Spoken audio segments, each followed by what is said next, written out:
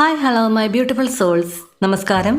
നമ്മൾ ഇന്ന് നോക്കാൻ പോകുന്ന റീഡിംഗ് നിങ്ങളുടെ കരിയറിലുള്ള തടസ്സങ്ങൾ എന്തൊക്കെയാണ്.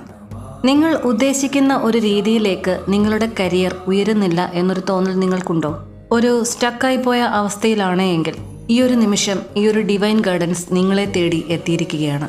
ആദ്യമായിട്ടാണ് നിങ്ങൾ ഈ ചാനൽ കാണുന്നത് എങ്കിൽ ചാനൽ സബ്സ്ക്രൈബ് ചെയ്ത് നിങ്ങളുടെ എനർജി ഈ ഒരു റീഡിങ്ങിലേക്ക് കണക്ട് ചെയ്യുക.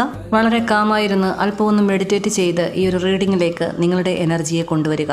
ഇവിടെ ഫസ്റ്റ് വന്നിരിക്കുന്ന കാർഡ് ദ എംപ്രസ് കാർഡാണ്.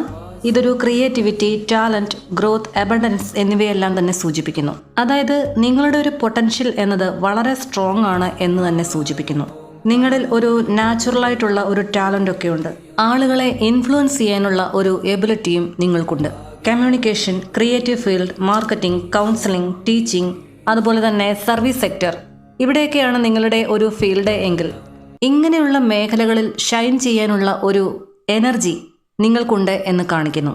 ഇവിടെ പ്രോബ്ലമായിട്ട് ചൂണ്ടിക്കാണിക്കുന്നത് ചിലപ്പോൾ നിങ്ങളുടെ ഒരു വാല്യൂ, നിങ്ങളുടെ വില നിങ്ങൾ തന്നെയാണ് അണ്ടർ എസ്റ്റിമേറ്റ് ചെയ്യുന്നത്.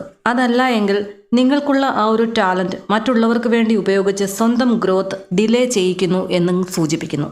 അതുകൊണ്ട് തന്നെ കരിയറിൽ ഒരു സ്റ്റാഗ്നേഷൻ ഉണ്ടാകാനുള്ള ഒരു മെയിൻ കാരണം സെൽഫ് വർത്ത് ഫുള്ളി നിങ്ങൾ റിയലൈസ് ചെയ്യുന്നില്ല എന്നുള്ളതാണ്. നെക്സ്റ്റ് കാർഡ് 8 ഓഫ് കപ്സ് ആണ്.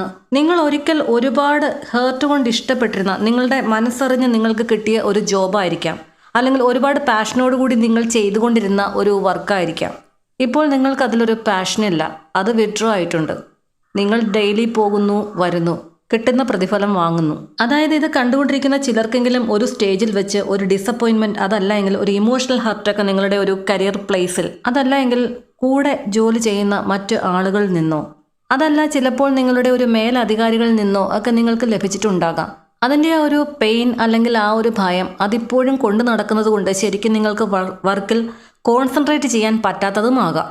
ആ ഒരു സംഭവത്തിന് ശേഷം പൂർണ്ണമായിട്ടൊന്നും കമ്മിറ്റ്മെൻ്റ് ഒന്നും കൊടുക്കാതെ ആ ഒരു ജോബിൽ തുടരുന്നുണ്ടെങ്കിൽ തന്നെയും മനസ്സുകൊണ്ട് അതിൽ നിന്ന് നിങ്ങൾ മൂവ് ഓൺ ചെയ്തിരിക്കാം. അതായത് നിങ്ങൾ ജോബിൽ തുടരുന്നുണ്ട്, പക്ഷേ മനസ്സ് ഓൾറെഡി മറ്റൊരു ഡയറക്ഷനിലേക്ക് നോക്കുന്നതായി കാണുന്നു. നെക്സ്റ്റ് കാർഡ് 10 ഓഫ് സോർട്സ് ആണ്. ഒരു പെയിൻഫുൾ എൻഡിങ് അല്ലെങ്കിൽ ഒരു ബിട്രയലിനെ സൂചിപ്പിക്കുന്നു. ഒരു സ്ട്രോങ് കാർഡാണിത്. വലിയൊരു ഡിസപ്പോയിൻമെന്റിനെ സൂചിപ്പിക്കുന്നു, ഒരു ട്രസ്റ്റ് ബ്രേക്ക് ചെയ്ത അവസ്ഥ. ചിലർക്കിത് വർക്ക് പ്ലേസിലുള്ള ഒരു പൊളിറ്റിക്സ്, നിങ്ങളുടെ ടാലന്റ് ഉപയോഗിച്ച് നിങ്ങൾ കണ്ടുപിടിക്കുന്ന അല്ലെങ്കിൽ ചെയ്യുന്ന കാര്യങ്ങൾക്ക് ഒരു ശരിക്കും ഒരു റെക്കഗ്നിഷൻ കിട്ടാത്ത ഒരവസ്ഥ. നിങ്ങൾക്കുള്ള ഡിവൈൻ ഗൈഡൻസ് എന്നത് നിങ്ങളുടെ ഉള്ളിലുള്ള ആ ഒരു കഴിവിനെ തിരിച്ചറിയുക. പാസ്റ്റിൽ ഉണ്ടായ വീഴ്ചകളിൽ നിന്നും പാഠങ്ങൾ ഉൾക്കൊള്ളുക. നിങ്ങൾ പാസ്റ്റ് വിട്ട് ഓൾഡ് പെയിൻ എല്ലാം തന്നെ റിലീസ് ചെയ്യുന്ന സമയം ശരിക്കും നിങ്ങൾക്കൊരു ഗ്രോത്ത് സഡനായി വരുന്നു എന്ന് തന്നെ കാണിക്കുന്നു. Thank you universe.